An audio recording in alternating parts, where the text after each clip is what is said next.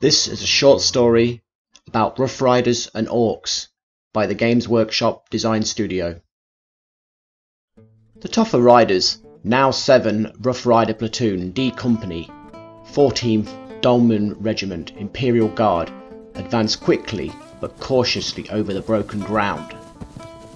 For part of the way, the smoke was on their side, and when they sighted the advancing Orks, they were almost upon them. The Orks were spread out in a line, advancing steadily. Across to Crodor's left, a red-painted dreadnought was stamping forward behind a screen of Gretchin's slaves. Its upper section began to grind round, bringing its heavy bolter to bear. Almost before Crodor had given the command, his riders had spurred their horses to a charge. The dreadnought's heavy bolter rattled, churning the mud behind them as they lunged forward with lances levelled. Perhaps 1 in 10 riders went down before the charge reached the Orks. The squad on Crodor's right was lost briefly in smoke and flame as one of the Topher warriors went over a long-forgotten Orkish mine.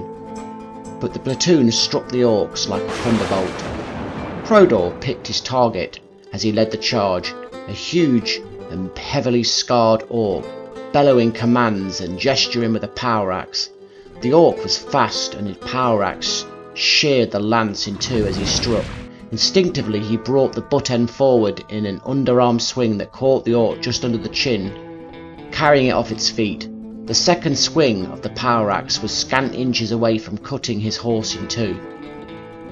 Around him he heard the explosions and the screams as the other Rough Riders made contact. They carried on through the line and wheeled to the left, throwing away charred and splintered lance butts and making their laser weapons ready. Beams from 5 las cannons stabbed out at the dreadnought, and smoke erupted from its back as it staggered for a few moments, mowing down Orks and Gretchins with its heavy bolter before collapsing. The riders crouched over their horses' necks as they charged again, laser fire creating a web of bright death before them. Crodor's horse was shot from under him and he hit the ground, rolling. His chainsword was gone, but he still had his las pistol. An Ork charged at him, brandishing a power axe, but fell back with a look of puzzlement on its face and a neat black hole between its eyes.